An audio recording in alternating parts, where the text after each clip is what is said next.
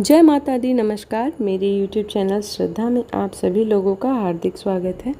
उम्मीद करती हूँ कि आप सभी सुखी और स्वस्थ होंगे, भगवान की भक्ति में व्यस्त होंगे। आइए जानते हैं आज इस वीडियो के माध्यम से माँ दुर्गा सप्तशती के चौथे अध्याय के बारे में, जिसमें इंद्र आदि देवताओं द्वारा देवी की स्तुति के बारे में बताया गया है। महर्षि मेधा बोले, देवी ने जब पराक्रमी दुरात्मा महिषासुर को मार गिराया और असुरों को सेना को मार दिया, तब इंद्र आदि समस्त देवता अपने सिर तथा शरीर को झुकाकर भगवती की स्तुति करने लगे। जिस देवी ने अपनी शक्ति से यह जगत व्याप्त किया और जो संपूर्ण देवताओं तथा महर्षियों की पूजनीय है, उस अंबिका को हम भक्तिपूर्वक नमस्कार करते हैं। वह हम सबका कल्याण करे। जिस अतुल प्रभाव और बल का वर्णन भगवान विष्णु, शंकर और ब्रह्मा भी नहीं कर सके, वह चंडिका देवी इस संपूर्ण जगत का पालन करें और अशुभ भय का नाश करें। पुण्य आत्माओं के घरों में तुम स्वयं लक्ष्मी रूप हो और पापियों के घर में तुम अलक्ष्मी रूप हो, और सत्कुल में उत्पन्न होने वालों के लिए तुम लज्जा रूप होकर उनके घरों में निवास करती हो। हम दुर्गा भगवती को नमस्कार करते हैं। हे देवी, इस विश्व का पालन करो। हे देवी, हम तुम्हारे अचिंत्य रूप का किस प्रकार वर्णन करें। असुरों का नाश करने वाले भारी पराक्रम तथा समस्त देवताओं और दैत्यों के विषय में जो तुम्हारे पवित्र चरित्र हैं, उनका हम किस प्रकार वर्णन करें। तुम संपूर्ण जगत की उत्पत्ति का कारण हो। हे देवी, भगवान विष्णु, शंकर आदि किसी भी देवता ने तुम्हारा पार नहीं पाया। तुम सबकी आश्रय हो। यह संपूर्ण जगत तुम्हारा ही अंशरूप है, क्योंकि तुम सबकी आदिभूत प्रकृति हो। हे देवी, तुम्हारे जिस नाम के उच्चारण से संपूर्ण यज्ञों में सभ्य देवता तृप्त लाभ करते हैं, वह स्वाहा तुम ही हो। इसके अतिरिक्त तुम पितरों की तृप्ति का कारण हो, इसलिए सब आपको स्वधा भी कहते हैं। हे देवी, विद्या जो मोक्ष देने वाली है, जो अचिंत्य महाज्ञान स्वरूपा है, तत्वों के सार को वश में करने वाले, संपूर्ण दोषों को दूर करने वाले, मोक्ष की इच्छा वाले मुनिजन जिसका अभ्यास करते हैं, वह तुम ही हो। तुम वाणी रूप और दोष रहित ऋग तथा यजुर्वेदों की एक उद्गित और सुंदर पदों के पाठ वाले सामवेद के आश्रय रूप हो। तुम भगवती हो। इस विश्व की उत्पत्ति एवं पालन के लिए तुम वार्ता के रूप में प्रकट हुई हो, और तुम संपूर्ण संसार की पीड़ा को हरने वाली हो।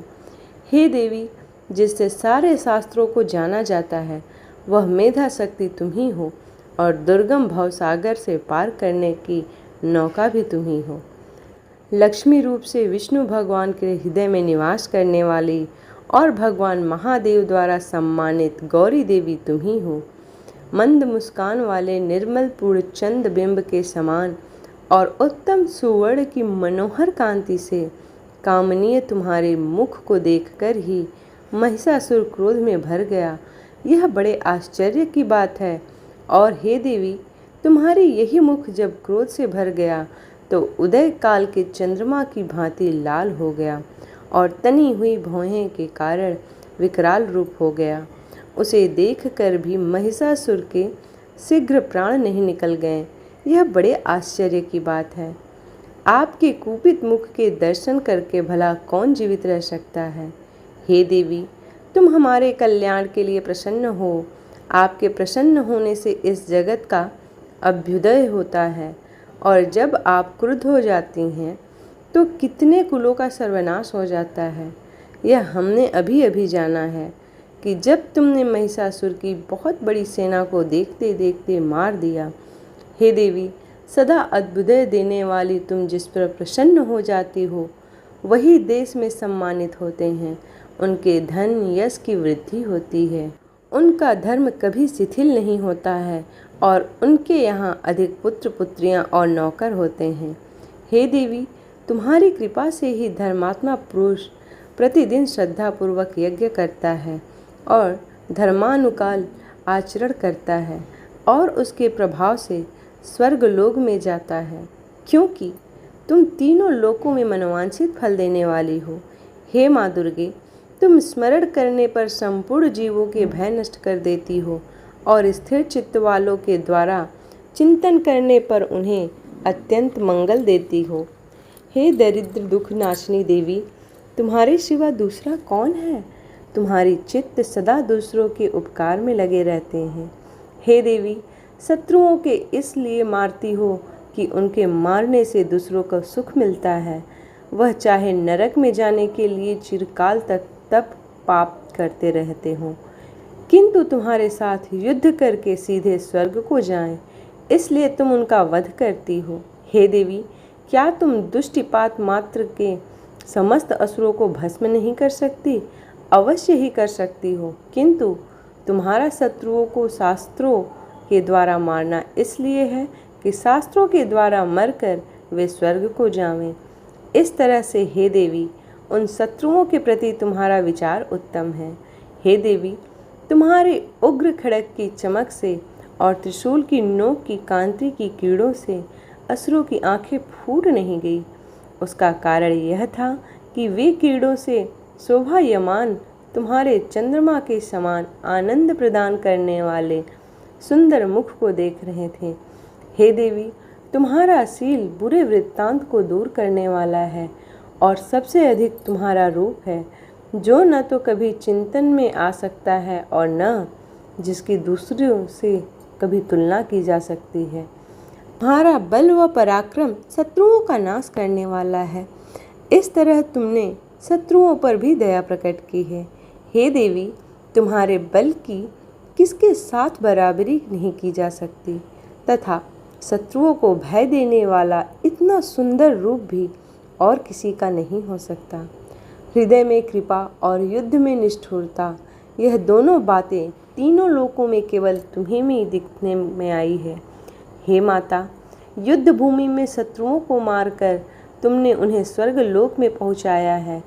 इस तरह तीनों लोकों की तुमने रक्षा की है, तथा उन उन्मत्त असुरों से जो हमें भय था उसको भी तुमने ही दूर किया है। तुमको हमारा नमस्कार है। हे देवी, तुम शूल तथा खड़ग से हमारी रक्षा करो तथा घंटे की ध्वनि और धनुष की टंकोर से भी हमारी रक्षा करो।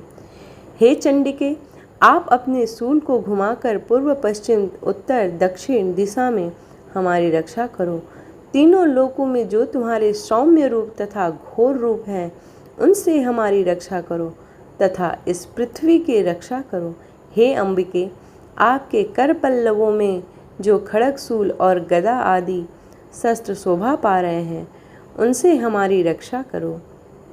महर्षि बोले कि इस प्रकार जब सब देवताओं ने जगत माता भगवती की स्तुति की और नंदवन के पुष्पों तथा गंध अनुलेपों द्वारा उनका पूजन किया और फिर सबने मिलकर जब सुगंधित व दिव्य धूपों द्वारा उनको सुगंधित निवेदन की, तब देवी ने प्रसन्न होकर कहा, हे देवताओं, तुम सब मुझसे मनोवांछित वर मांगो। देवता बोले, हे भगवती, तुमने हमारा सब कुछ कार्य कर दिया, अब हमारे लिए कुछ मांगने की बाकी ही नहीं रहा, क्योंकि तुमने हमारे शत्रु महिषासुर को मार डाला है। हे महेश्वरी, तुम इस पर भी यदि हमें कोई वर देना चाहती हो तो बस इतना वर दो कि जब हम आपका स्मरण करें तब आप हमारी विपत्तियों को हरण करने के लिए हमें दर्शन दिया करो। हे अंबिके, जो कोई भी तुम्हारी स्तुति करे, तुमको उनको वित्त समृद्धि और वैभव देने के साथ ही उनके धन और स्त्री आदि संपत्ति बढ़ावें और सदा हम पर प्रसन्न रहें। महर्षि बोले, हे राजन, देवताओं ने जब जगत के लिए तथा अपने लिए इस प्रकार प्रश्न किया तो बस तथास्तु कहकर देवी अंतर्ध्यान हो गईं। हे भूप, जिस प्रकार तीनों लोकों का हित चाहने वाली यह भगवती देवताओं के शरीर में से उत्पन्न हुई थी, वह सारा वृत्तांत मैं तुमसे कह दिया है। और इसके पश्चात दुष्ट असुरों तथा शुंभ निशुंभ का वध करने और सब लोगों की रक्षा करने के लिए जिस प्रकार गौरी देवी के शरीर से उत्पन्न हुई थी, वह सारा वृत्तांत मैं यथावत वर्णन करता हूँ। इस प्रकार माँ दुर्गा सप्तशती अध्याय का चौथा अध्याय समाप्त होता है। उम्मीद करती हूँ कि आज की वीडियो आप लोगों को पसंद आई हो। वीडियो पसंद आई हो तो वीडियो को लाइक करें, शेयर करें और चैनल को सब्सक्राइब करें। इसी प्रकार की भक्ति भाव और पूजा पाठ से जुड़ी हुई वीडियोस को प्राप्त करने के लिए चैनल को सब्सक्राइब करना ना भूलें। मिलते हैं अगले अध्याय में, तब तक के लिए जय माता दी।